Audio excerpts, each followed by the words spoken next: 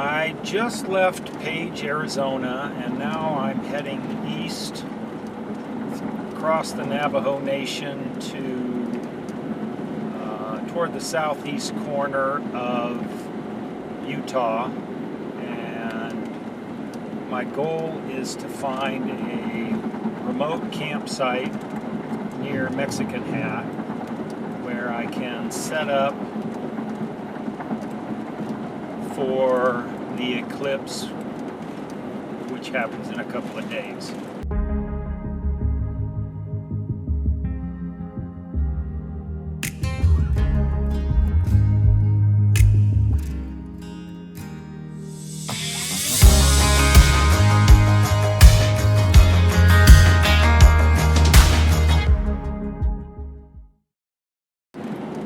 The goal is to do some eclipse photography and videography and see what I can come up with in the buttes of southeastern Utah. So today we'll head across. It's about 3 hours or so to get to Mexican Hat. I've got some places picked out. Hopefully they won't be crowded or too crowded.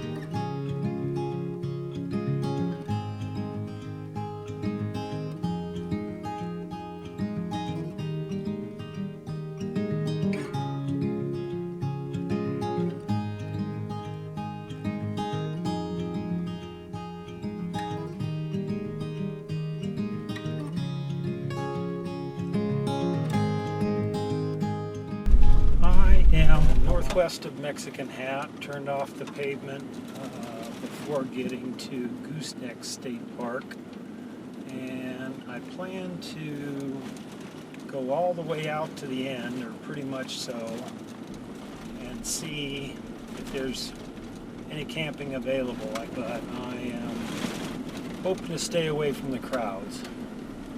Today is Thursday.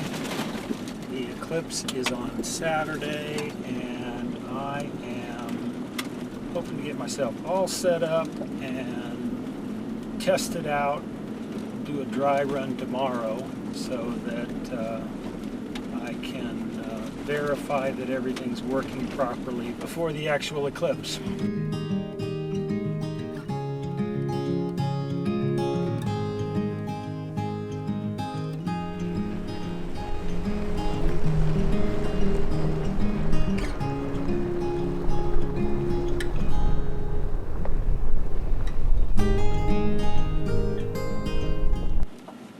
Probably going to be about 15 miles back on the road from pavement, and there's tall cliffs on the right and steep drop-offs on the left, and in places the road goes right up close to the edge, which is kind of cool. And the plan is to get far enough back, hopefully, that nobody else will be there, but there might be some with the same idea. And the location I'm shooting for also has quite a number of petroglyph sites in the area, so I hope to explore those as well. So come along for the adventure.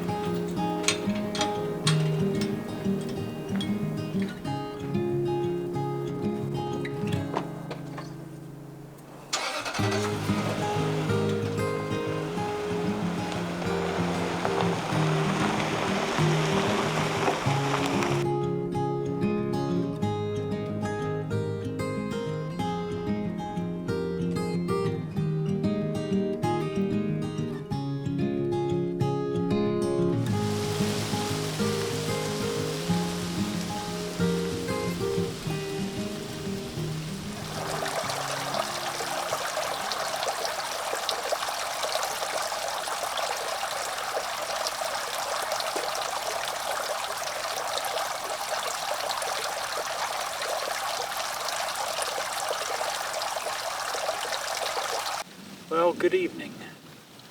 I made it to Johns Canyon and found one of the campsites that I had as a possible, turned out to be available. And I did a little bit more looking, decided to come back to this one. It's right beside a creek with a tiny waterfall beside it, and gurgling of the water is kind of pleasant. I'm not sure about how the cliffs are going to work in the Eclipse photos, but I will do a dry run tomorrow, and hopefully I'm in a good enough spot for that. If not, I'll have to shift to another location, and it might not take that much. It might just be moving up on the hill here. Either I've got it perfectly correct or I'm completely off, and we'll find out tomorrow as far as where the sun and the moon are going to be relative to the cliffs. So for now, it's a pleasant evening. It's a little chilly, and it's I'm sure gonna get colder, but and it's a little breezy, but I'm kind of tucked down into this little canyon and a little bit sheltered from the wind. There's a few trees around the campsite as well, which helps. And so I think it's a nice one. And if all goes well tomorrow, I will be here one more night. Good morning. It's Friday morning, and what time is it? It's Friday morning, almost 8 o'clock, and the sun is hitting the tops of the cliffs in places, and I am now getting ready to do my dry run. So I'm gonna put together all the pieces and hopefully get it set up. I'm still not sure about my location, but I got it before dawn and finally found the North Star deep in this canyon, and so I was able to locate north, and I've got a spot picked out right here in camp where I'm going to set up a couple of cameras. One will be a wide-angle stationary to shoot still time-lapse, so that I can do a wide-angle composite, and that's where I hope to get the cliffs in the frame. And then I will also be shooting a long lens on a tracking device to get close-ups of the entire eclipse. So that's the goal. The lens I'll be using for that is a 200 to 600, and for the wide angle I'm going to be shooting, I think today, to try it out, see how it works, an 18 to 105 is that lens, and I'll be shooting at the widest setting there. So hopefully that's wide enough. If not, I've got a 16 to 35 that I normally shoot my video on. I can use that. Or if it's really not enough, I've got a 12 millimeter. So I'm shooting on Sony a6300s. I've got two of them. It's a crop frame sensor, so there's a magnification of the effective focal length. I get a little bit narrower field of view than a full frame camera. Hopefully this will all work out. Again, I haven't really tried any of this combination for an Eclipse before. And the Eclipse in 2017, I had some issues where I tried to use a camera app to remotely trigger the shutter on the A6300, and it ended up giving me only JPEGs, even though I had set everything for RAW. So I was real unhappy about that. And then I had other issues too, but hopefully I've got things resolved, and today we'll find any other problems and hopefully get them resolved before tomorrow. So I'll show a little bit of my setup process, some of the gear, and we'll go forward from there. Here is some of the gear I will be using, and hopefully if I get some time I'll set up a better microphone, but for now it's as quiet as it is here. The only sound is a few overhead airplanes and the waterfall in the creek nearby. So I've got a DJI wireless mic that I'm going to try and set up, a couple of solar filters to fit the lenses that I plan to use, and in the bag there's a Sony 200 to 600 millimeter lens. There's my A6300s. Lens is not set yet. A compass in between them there. This is the tracker. It's a Sky Tracker, or Sky Tracker 2, I think is what it is, from Ioptron. And I've got in the box there is the balancing setup. So I've got to get all this set up. I've got about an hour before the time. I'm not even sure when the sun's going to hit the cliffs, but I've got about an hour to get things set up and ready to rock. So this is my old Bogan tripod, now called Manfrotto, but I've had this since about 1990 or so, with the ball head on it. And I'm taking off the ball head, which I almost never do, but this Ioptron Sky Tracker Pro guider has a larger threaded base on it, so I'm going to screw that on in place of the ball head. And this has to be polar aligned, and for this Eclipse it doesn't have to be super accurate, but I need to set it up so it points directly at north, this direction, at the North Star actually. And so I've got to adjust the elevation for the location, and I think we're at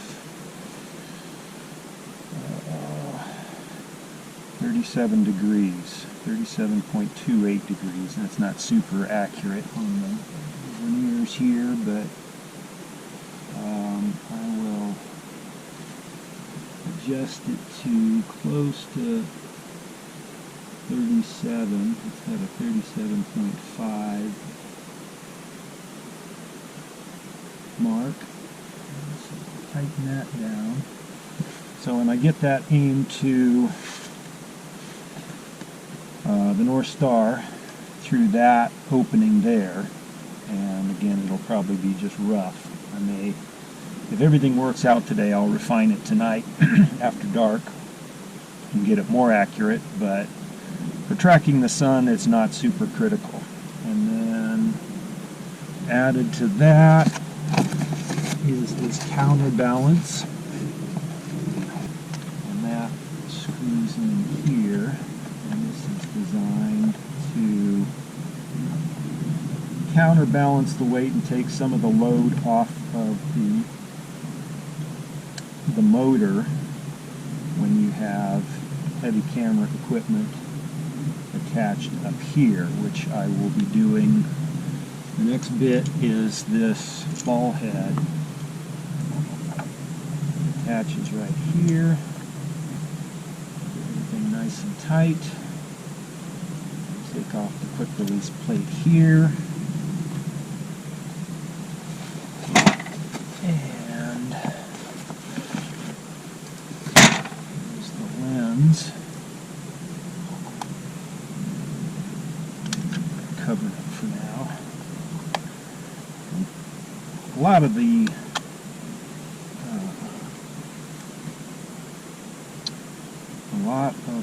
counter weight is not really needed because I'm going to attach it to the mount collar on the lens, which is already somewhat pre-balanced. I think it's more set up for a full frame camera weight, but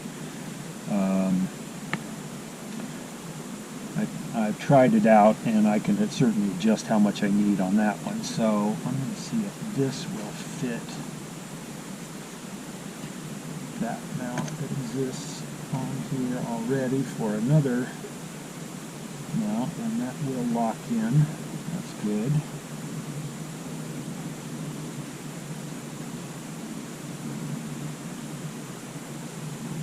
So, we're going to do something like that.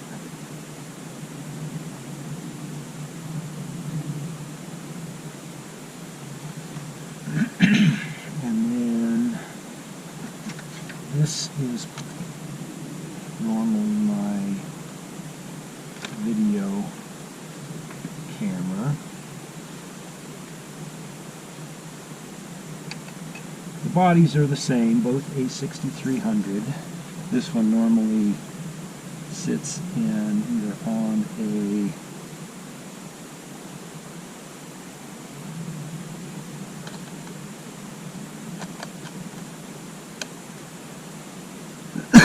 hopefully that ball is going to hold it well.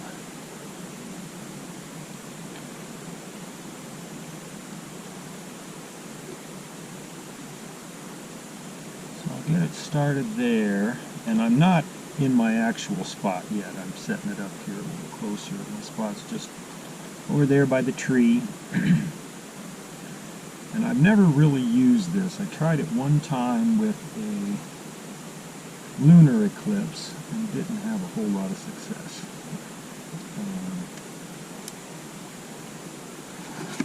This is the filter for a large lens. It's a Seymour Solar Helios glass filter. You need a microfiber cloth here to clean lenses. A lot of things are dusty since I've been hiking around in the desert southwest.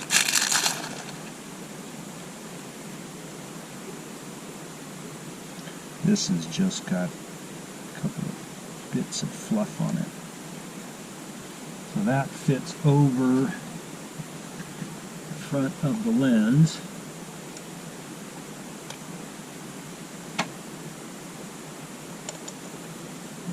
Tighten the thumb screws down a little bit to secure it in place.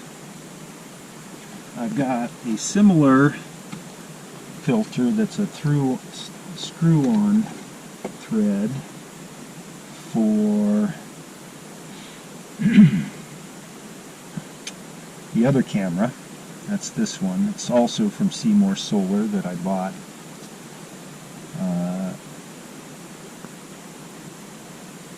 for the 2017 Eclipse. Glass as well. It had a little bit of fog on it or something. It's kind of chilly. It was 35 degrees about half hour ago, 15-20 minutes ago. So it's still kind of chilly. The batteries are not warmed up. So that is the basic setup for tracked shots, and then this is the 18-105 lens on the other Sony A6300, and that one will be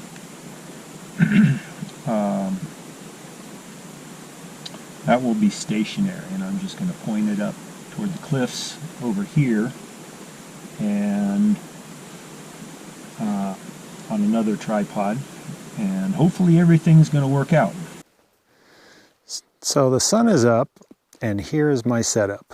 So on the left we have the 200 to 600 millimeter lens at 600 millimeters on the A6300, tracking with the Sky Tracker Pro, and it seems to be holding pretty well in position, keeping the sun tracked. And I am currently manually using a remote shutter release, releasing the shutter every 5 minutes. And we'll see how that goes as far as timing goes. But for now, one shot every 5 minutes, and then I am manually releasing the shutter with a 5-second or 2-second delay on the other camera right after. The problem is that I've got to reset the timer every time, and I've been forgetting that. So, but hopefully we'll get this all down, and I've got to look up the manual for my remote release so that I can set that to just automatically release every 5 minutes or whatever I set it to. But I didn't have time to get that all done this morning. The eclipse starts at 9:10 a.m., which is just about the time the sun peeked over the cliff. It's going to be about right for that. And we'll see if I do have a little bit of the cliffs in the frame on the wide angle shot, but the sun is a very small dot in the frame. So that's the trade-off with a wide angle is, yeah, you get the whole path, but the sun itself is very small in frame. The second camera is the wide angle lens set at 18 millimeters. There is the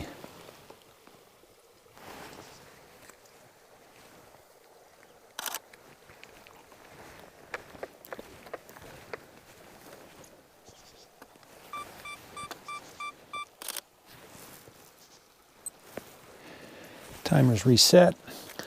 So the problem is that I'm not hearing my watch timer alarm go off very well. That is, amongst all the reflections, the sun as it shows through the viewfinder. It's afternoon.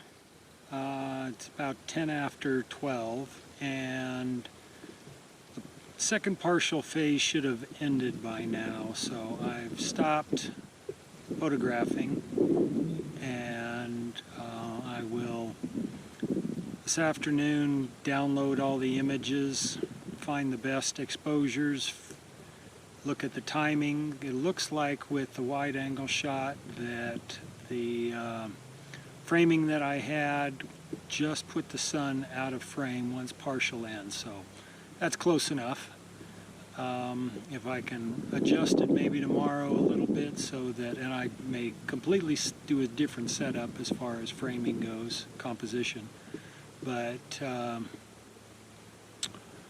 if I can adjust that, fine. If not, that's pretty much what I was hoping for. As long as I got most of the partial phases and annularity, I will be happy. So pretty much accomplished what I was looking for today. We'll have to, like I said, go through all the images and see what I got, find the best exposures, double check framing and all of that, and be ready to go for tomorrow.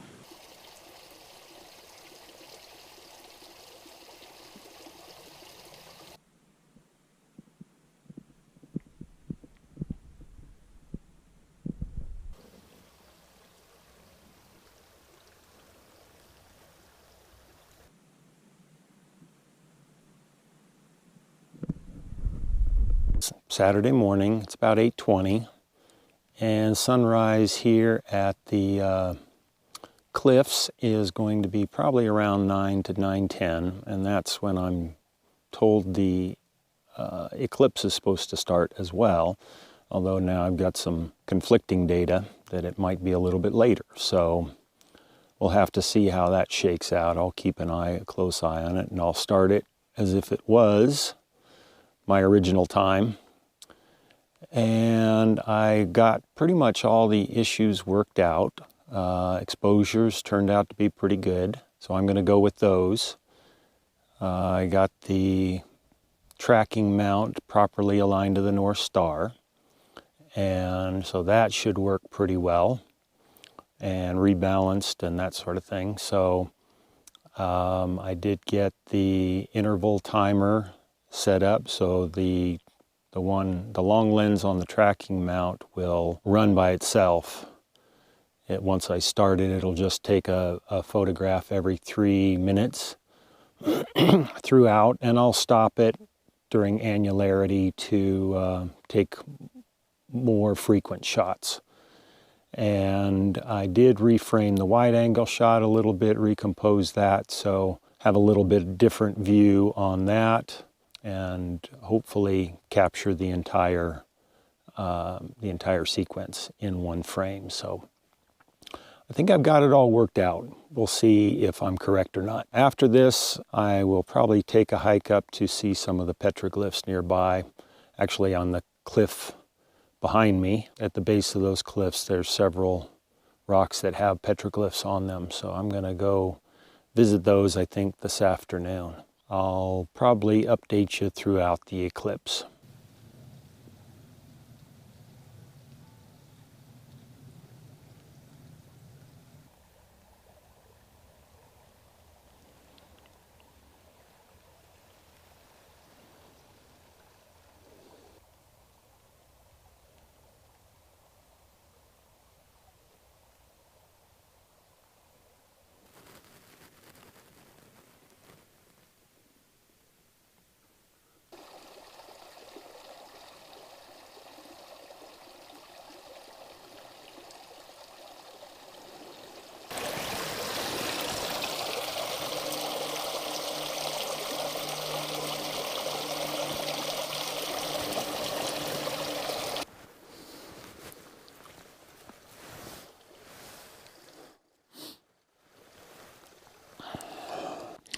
It's interesting, even with the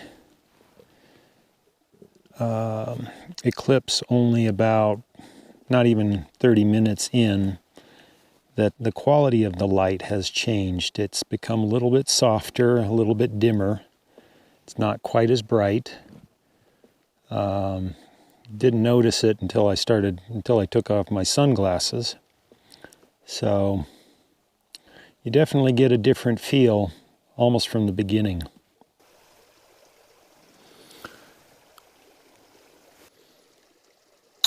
It's 10 o'clock. We're almost an hour into the partial phase. And this is what it looks like in the viewfinder, or the screen on the back of the camera for the close-up, the long lens. It's 10:26 and annularity begins at about 10:28. We're very close, and I can see that in the finder, and I'll show that shortly here, or put a photograph of it at this point. And it's got noticeably cooler and noticeably dimmer in the ambient light, and so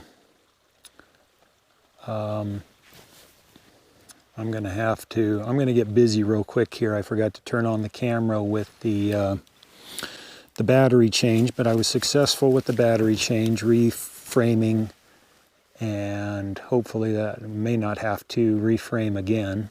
Well, I'm going to go ahead and shut off the interval timer and just start manually releasing with the remote every maybe 10-15 seconds, something like that.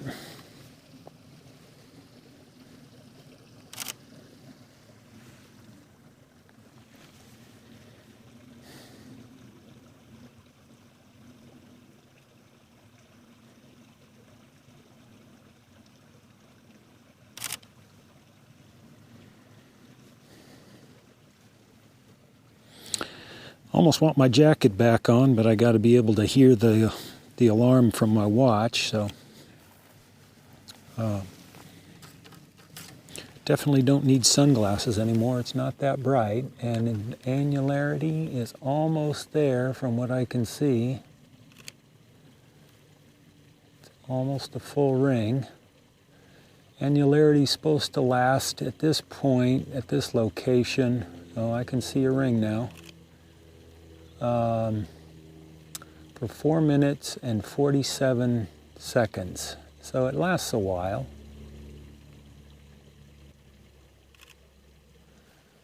And maximum annularity happens at about 10:31, where the moon is directly centered within the sun.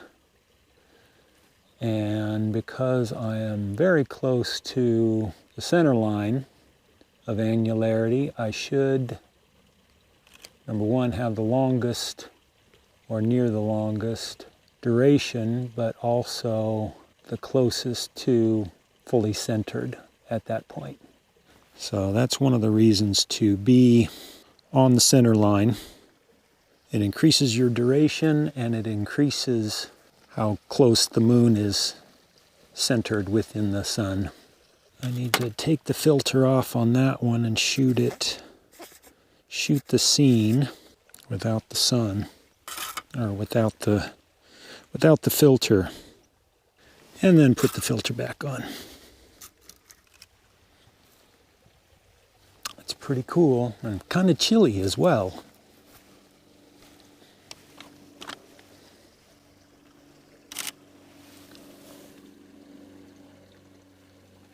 And it's definitely off center to the bottom.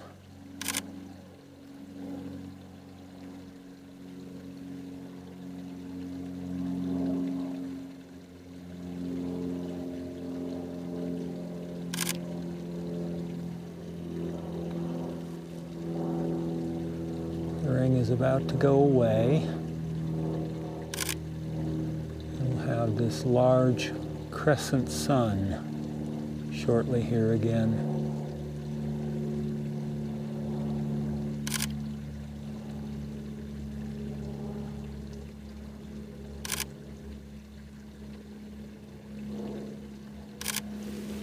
And it looks like that's it for annularity.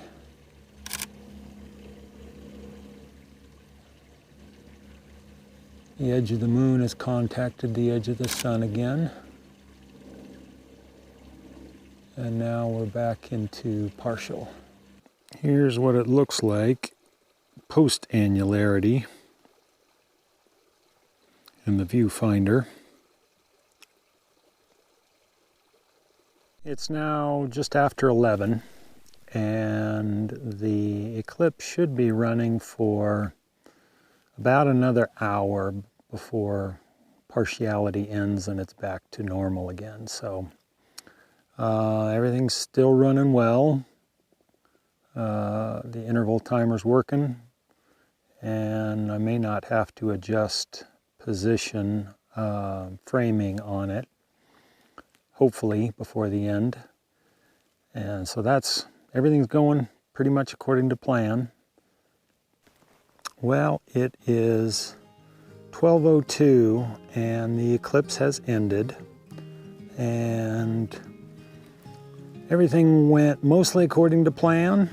I did have one issue toward the end where the counterweight started interfering with one of the knobs on the base of the tracker.